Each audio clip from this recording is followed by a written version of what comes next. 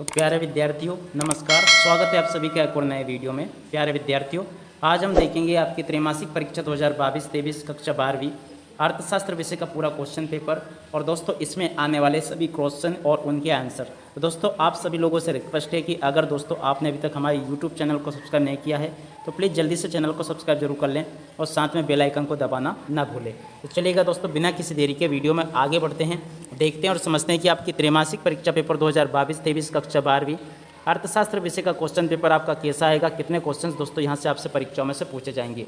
तो दोस्तों आप भली भांति पूर्वक यहाँ से देख पा रहे हो, कुछ इस प्रकार का क्वेश्चन पेपर आपको परीक्षाओं में देखने को मिलेगा। आप सभी लोग इस वीडियो को बिल्कुल लास्ट समय तक जरूर देखें, क्योंकि दोस्तों अब आपकी त्रैमासिक परीक्षाओं के लिए काफ़ी समय आपको तैयारी के लिए मिल चुका है। तो क्यों ना दोस्तों आज से आपका विधि पूर्वक सारे क्वेश्चन आंसर हमारे द्वारा बताया जाए। जी हाँ दोस्तों, आज मैं आपको आपकी त्रैमासिक परीक्षाओं के पेपर में आने वाले सभी क्वेश्चंस और उनके आंसर बताने वाला हूं। तो इसलिए आप सभी लोग ध्यानपूर्वक इस वीडियो को बिल्कुल लास्ट समय तक जरूर देखिए, जिससे कि आपको पूरा क्वेश्चन पेपर समझ में आ सके। जी हाँ दोस्तों, आप सभी लोगों को ये करना है कि इस वीडियो को बिल्कुल लास्ट समय तक जरूर देखना है, क्योंकि दोस्तों आज मैं आपको पूरा बताऊंगा कि कहां से आपका पेपर बनकर आने वाला है और दोस्तों उसमें कौन कौन से क्वेश्चंस रखे गए हैं। तो इसलिए आप सभी लोग पूरा का पूरा वीडियो जरूर देखें, क्योंकि दोस्तों आज हमारे द्वारा यहां पर आपको क्वेश्चन के साथ साथ में उनके आंसर भी यहीं पे प्रोवाइड करवा दिए जाएंगे। तो इसलिए आप सभी लोग पूरा का पूरा लास्ट समय तक का वीडियो जरूर देखें, जिससे कि आपको पूरा क्वेश्चन पेपर अच्छे से समझ में आ सकें। तो चलिएगा दोस्तों, वीडियो में आगे बढ़ते हैं, देखते हैं और समझते हैं कि आपका क्वेश्चन पेपर कैसा होगा। तो देखिएगा दोस्तों, सबसे पहले मैं आपके वीडियो की शुरुआत में ही इस बात को क्लियर कर देता हूं कि आपका जो पूरा पेपर बन के आएगा वो इस नामक किताब में से बन के आएगा। जी हाँ दोस्तों, आप यहाँ पे देख पा रहे हो, व्यष्टि अर्थशास्त्र एक परिचय, इस नाम की एक पुस्तक आपको स्कूल से मिल गई होगी। इसी किताब में से दोस्तों आपका पूरा क्वेश्चन पेपर बनकर आएगा और कौन कौन से क्वेश्चन इसमें से आएंगे वो भी मैं आपको दिखा देता हूँ। तो देखिएगा दोस्तों, आपको सबसे पहले इस पार्ट में से 2-2 अंक वाले क्वेश्चन देख लेने हैं, जो कि यहाँ पर दिया गया है। यहाँ से आप लोगों को क्या करना है कि इस क्वेश्चन को नोट कर लेना है, व्यष्टि अर्थशास्त्र के क्या से है। देखिएगा, बड़ा ही सरल क्वेश्चन है दोस्तों, यहाँ से आपको इसको याद कर लेना है पूरा का पूरा, व्यष्टि अर्थशास्त्र से क्या से है। ये बिल्कुल आपसे इस पार्ट में से पूछा जाएगा। और दोस्तों इसी क्वेश्चन के अलावा आगे और कौन कौन से क्वेश्चन हैं जो कि आपसे पूछे जाएंगे। तो देखिएगा दोस्तों, आपको एक तो ये वाला क्वेश्चन याद कर लेना है कि व्यष्टि अर्थशास्त्र से क्या से है, और इसके अलावा दोस्तों यहाँ पर अब आगे और ज़्यादा कुछ आईएमपी चीज़ें नहीं हैं। देखिएगा, यहाँ से मैं आपको दिखा देता हूँ कि और यहाँ पर कुछ क्वेश्चन और है जो कि आपको याद करने चाहिए। चलिएगा दोस्तों, ये यहाँ पर नहीं मिल रहे हैं, मैं एक अलग जगह से इनको दिखाने की कोशिश करता हूँ। तो आगे अगर दोस्तों यहाँ से देखा जाए तो एक ये वाला क्वेश्चन आपको बिल्कुल अच्छे से याद कर लेना है।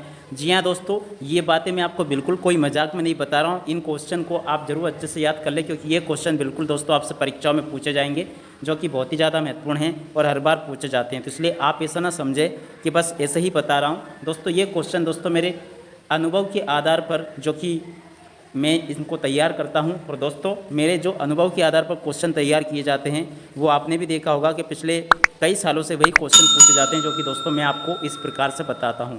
तो इस आधार पर दोस्तों आप लोग इनको तैयार जरूर कर लें। दोस्तों देखिएगा, व्यष्टि अर्थशास्त्र की विशेषता, ये 3 या 4 अंक में ये क्वेश्चन पूछा जाता है। अगर आप दोस्तों थोड़े ब्रिलियंट माइंड के बच्चे हो तो आप दोस्तों इसकी डिटेल भी याद कर सकते हो, और अगर आपको लगता है दोस्तों कि हमें इसकी डिटेल याद नहीं होगी तो कम से कम दोस्तों आप इसकी हेडिंग जरूर याद कर लें। इतना जरूर दोस्तों आपको करना पड़ेगा, तभी जाके आपको दोस्तों इसका नंबर मिलेंगे। तो चलिएगा अब आगे बढ़ते हैं। इसके अलावा दोस्तों जो आपका क्वेश्चन पेपर होगा जिसका कि नाम व्यष्टि और समष्टि में अंतर पूछा जाएगा, यानी कि आपसे यहाँ से ये अंतर भी पूछा जाएगा। देखिएगा, यहाँ से आप देख पा रही हो, व्यष्टि अर्थशास्त्र किसे कहते हैं और समष्टि किसे कहते हैं, इन दोनों में आपको अंतर तैयार कर लेना है। तो यहाँ तक का आप इसको लिख लें और यहाँ तक का आप इसको लिख लें। इसके अलावा ये दूसरा अंतर दिया गया है जो कि दोस्तों बहुत ही ज़्यादा सरल है, और इसके अलावा एक अगला अंतर ये दिया गया है। आप कोई भी दोस्तों यहाँ से 4 अंतर को कंप्लीट कर लेंगे, पूरा का पूरा दोस्तों क्वेश्चन पेपर यहीं से आपका बनकर आएगा। जो भी आपको अच्छा लगे आप दोस्तों यहाँ से कोई भी 4 अंतर अच्छे से याद जरूर कर लीजिएगा। इसके अलावा दोस्तों अगर इसके अध्याय 2 की बात की जाए, जिसका कि नाम उपभोक्ता के व्यवहार का सिद्धांत है, व्यष्टि अर्थशास्त्र का यह दूसरा पार्ट है दोस्तों।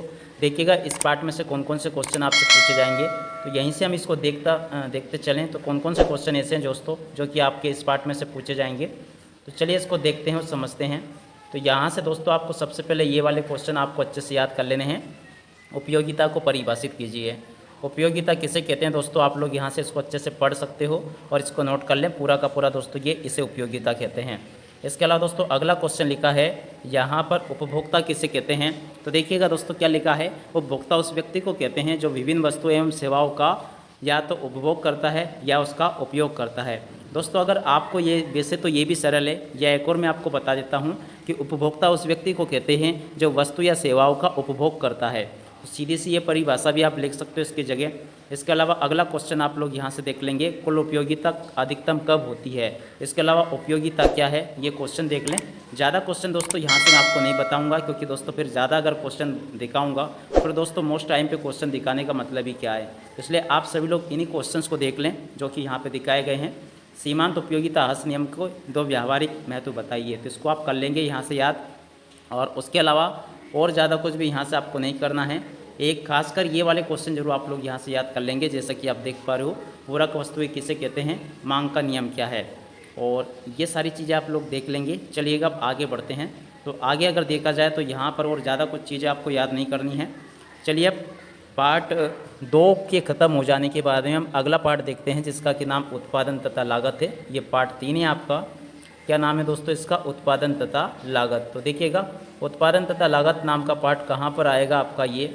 चलिए अब आगे बढ़ते हैं, देखते हैं, समझते हैं कि कहाँ से आपका उत्पादन तथा लागत वाला पार्ट शुरू होता है। तो देखिएगा दोस्तों ये रहा आपका पार्ट 3, जिसका कि नाम क्या है, उत्पादन तथा लागत। तो देखिएगा दोस्तों यहाँ से आपको क्या कर लेना है, उत्पादन तथा लागत वाले पार्ट में से कौन कौन से क्वेश्चन आपको याद कर लेने हैं, तो वो भी हम देखेंगे और समझेंगे कि किस आधार पर दोस्तों आपको इन क्वेश्चन को तैयार कर लेना चाहिए, ताकि दोस्तों आप इनको परीक्षाओं में लिखकर आ सके। तो देखिएगा दोस्तों यहाँ से अगर देखा जाए तो ये क्वेश्चन तो आपको ज़्यादा कुछ नहीं करने हैं। खासकर एक ये वाला क्वेश्चन आप लोग याद कर लेंगे, उत्पादन फलन की मान्यताएं लिखिए। उत्पादन फलन की मान्यताएं आप लोगों को यहाँ से नोट कर लेनी है। इसके अलावा दोस्तों अगर आगे देखा जाए तो और कुछ आगे से इसमें से नहीं करना है दोस्तों। एक इस पार्ट में से आपको ये स्थिर और परिवर्तनशील लागतों में अंतर को याद कर लेना है।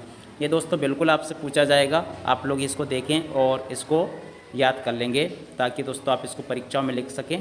तो एक तो ये वाला क्वेश्चन आप याद करेंगे, और इसके अलावा आगे कुछ और क्वेश्चन हैं इस पार्ट में से, जैसे कि एक ये वाला क्वेश्चन दिया गया है, लागत वक्र यू आकृति के क्यों होते हैं। वेरी मोस्ट टाइम पे क्वेश्चन है इस पार्ट का, तो आप इसको जरूर कर लें। और दोस्तों ये सभी तरह की परीक्षाओं में पूछा जाता है, और आपकी वार्षिक परीक्षाओं में भी ये क्वेश्चन पूछा जाएगा, तो इसलिए आप सभी लोग इस क्वेश्चन को जरूर याद कर लेंगे। लागत वक्र यू आकृति के क्यों होते हैं, तो उसके पीछे ये कारण है दोस्तों, तकनीकी बस्ते, श्रम संबंधी बस्ते और विपणन की बस्ते, प्रबंध की बस्ते। तो आप लोग यहाँ से इसको याद कर लेंगे। और उसके अलावा दोस्तों यहाँ से आपको मैं बता दूँ कि लागत किसे कहते हैं और आगम किसे कहते हैं। तो देखिएगा दोस्तों यहाँ पर आपको 3 चीज़ों को समझना होगा। मैं आपको यहाँ पे इनके क्वेश्चन भी लिखवा देता हूँ कि आपको नोट कर लेना है। तो देखिएगा दोस्तों एक क्वेश्चन आपको नोट करना चाहिए, कुल लागत किसे कहते हैं।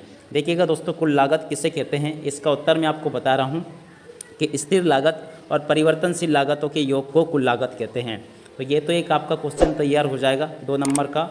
अब दोस्तों स्थिर लागत किसे कहते हैं, तो देखिएगा स्थिर लागत किसे कहते हैं, तो देखिएगा उत्पादन करने में स्थिर साधनों को प्रयोग में लाते समय जिन लागतों को वहन करते हैं उन्हें स्थिर लागतें कहते हैं। यानी कि ये ऐसी लागतें होती है कि अगर उत्पादन बंद भी कर दिया जाए तो भी हमें इनको चुकाना रहता है। इसके अलावा दोस्तों परिवर्तनशील लागतें किसे कहते हैं, तो इसका राइट आंसर क्या हो जाएगा, परिवर्तनशील लागत किसे कहते हैं कि उत्पादन की मात्रा के अनुसार परिवर्तित होने वाली लागतों को परिवर्तनशील लागतें कहते हैं। तो ये इसका आंसर हो जाएगा दोस्तों। तीनों लागतों को जरूर आपको अच्छे से समझ लेना है। और आगम किसे कहते हैं, आगम का मतलब होता है उत्पादित इकाइयों के बेचने से प्राप्त होने वाली आय को आगम या आगत कहते हैं दोस्तों। इस बात को ध्यान रखें, इसे आगत भी कहते हैं और आगम भी कहते हैं। तो देखिएगा दोस्तों इसके अलावा अगर आगे देखा जाए तो यहाँ से जो आपका अगला पार्ट होगा इसका कि नाम क्या है दोस्तों, पूर्ण प्रतिस्पर्धा में फर्म का सिद्धांत। देखिएगा इस पार्ट में से आपसे 3 अंक का एक क्वेश्चन पूछा जाएगा, वो कौन सा होगा वो भी हम यहाँ से देख लेते हैं। तो देखिएगा यहाँ से आपको क्या करना है, एक तो ये वाला क्वेश्चन आप लोग अच्छे से याद कर लेंगे, बाजार पूर्ति तालिका से क्या से है। इसके अलावा वस्तु की पूर्ति को प्रभावित करने वाले तत्व कौन कौन से हैं। और एक इसके अलावा ये वाला क्वेश्चन, पूर्ति की लोच को प्रभावित करने वाले तत्व कौन कौन से हैं। इस पार्ट में से इस क्वेश्चन को भी आप लोग समझ लेंगे। और इसके अलावा अगला क्वेश्चन दे रखा है, पूर्णतया बेलोजदार पूर्ति से आप क्या समझते हैं। तो इस क्वेश्चन को भी आप लोग यहाँ से समझेंगे और इसको याद कर लेंगे। चलिएगा दोस्तों अब आगे बढ़ते हैं। तो यहाँ से आप इसको नोट कर लें। पूर्ति को प्रभावित करने वाले तत्व कौन कौन से हैं, सरकारी नीतियाँ है, टेक्नोलॉजी संबंधी परिवर्तन है, तो सभी की सभी चीज़ें दोस्तों आप लोग यहाँ से आप लोग इनको नोट कर लेंगे। चलिए अब अगले पार्ट को देखते हैं, और ज़्यादा कुछ इसमें से आपको तैयार नहीं करना है, अभी सिर्फ त्रैमासिक के लिए आप इतना ही तैयार करें। चलिए अब आगे बढ़ते हैं। तो देखिएगा दोस्तों, यहाँ से जो आपका इकाई 5 होगा, जिसका नाम क्या है दोस्तों, बाजार संतुलन। बाजार संतुलन नाम का जो पार्ट दिया गया आपका, इस पार्ट में से कौन कौन से क्वेश्चन ऐसे होंगे जो कि आपसे पूछे जाएंगे। तो देखिएगा दोस्तों, खासकर इस पार्ट में से आपसे 2-2 अंक वाले ही क्वेश्चन पूछे जाएंगे, इसलिए आपको यहाँ से बड़े वाले क्वेश्चन याद नहीं करने हैं। खासकर ये वाले क्वेश्चन आप लोग याद कर लेंगे। अधिमांग किसे कहते हैं, अधिपूर्ति किसे कहते हैं। इसके अलावा दोस्तों अगर आगे देखा जाए तो देखिएगा, ये जो क्वेश्चन है ना, कुछ एक अलग जगह से इसमें से आए हैं, तो आप लोग इनको ज़रूर याद कर लें। और इसके अलावा चलिए और समझते हैं इस पार्ट के कौन कौन से क्वेश्चन आएंगे। पार्ट 5 के एक इसी पार्ट का एक क्वेश्चन दे रखा है यहाँ पे, बाजार संतुलन से क्या से है, इसको भी आप लोग याद कर लेंगे। और दोस्तों ये क्वेश्चन जरूर आपसे परीक्षा में पूछा जाएगा, तो इसलिए आप सभी लोग इस क्वेश्चन को जरूर अच्छे से याद कर लें। देखिएगा दोस्तों, यहाँ पर मेरे द्वारा आप सभी को पूरे क्वेश्चन और उनके आंसर दिखा दिए गए हैं। खासकर आप इस वाले क्वेश्चन को जरूर देख लें और एक इस वाले क्वेश्चन को देख लें, तो और इसके अलावा एक ये वाला क्वेश्चन देख लें, क्योंकि दोस्तों इस पार्ट में से सिर्फ 2-2 अंक वाले क्वेश्चन पूछे जाएंगे, तो आप सभी लोग इनको नोट कर लेंगे। इसी के साथ में दोस्तों इस वीडियो को यहीं पर पूरा करते हैं। नमस्कार।